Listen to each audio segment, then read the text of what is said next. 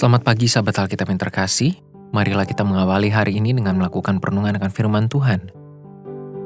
Bacaan Alkitab kita pada hari ini berasal dari kitab Ulangan pasal 5 ayat 28 sampai 33.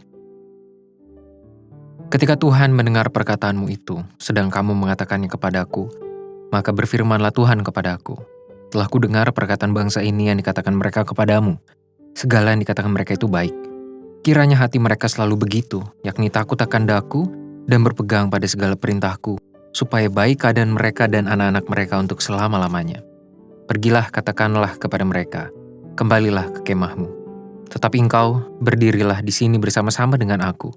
Maka aku hendak mengatakan kepadamu segenap perintah, yakni ketetapan dan peraturan yang harus kau ajarkan kepada mereka, supaya mereka melakukannya di negeri yang kuberikan kepada mereka untuk dimiliki. Maka lakukanlah semuanya itu dengan setia, seperti yang diperintahkan kepadamu oleh Tuhan Allahmu. Janganlah menyimpang ke kanan atau ke kiri. Segenap jalan yang diperintahkan kepadamu oleh Tuhan Allahmu, haruslah kamu jalani, supaya kamu hidup dan baik keadaanmu serta lanjut umurmu di negeri yang akan kamu duduki. Sahabat Alkitab, Anda mungkin pernah mendengar slogan, sehat itu mahal. Di balik kalimat tersebut terdapat banyak pertimbangan berdasarkan kenyataan yang ditimbulkan akibat kesehatan yang menurun. Kalimat sehat itu mahal memang terkesan sangat menitikberatkan pertimbangan secara ekonomis. Misalnya, biaya pembelian obat, pembayaran rumah sakit, hingga biaya kebutuhan pemulihan pasca sembuh.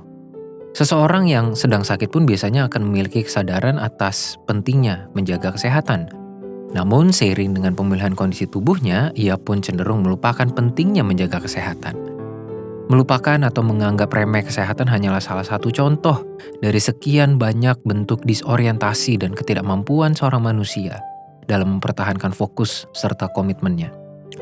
Bentuk lain dari persoalan ini pun dapat mewujud dalam lingkup hidup keimanan, yakni ketika seseorang tidak mampu menjaga komitmen imannya kepada Tuhan.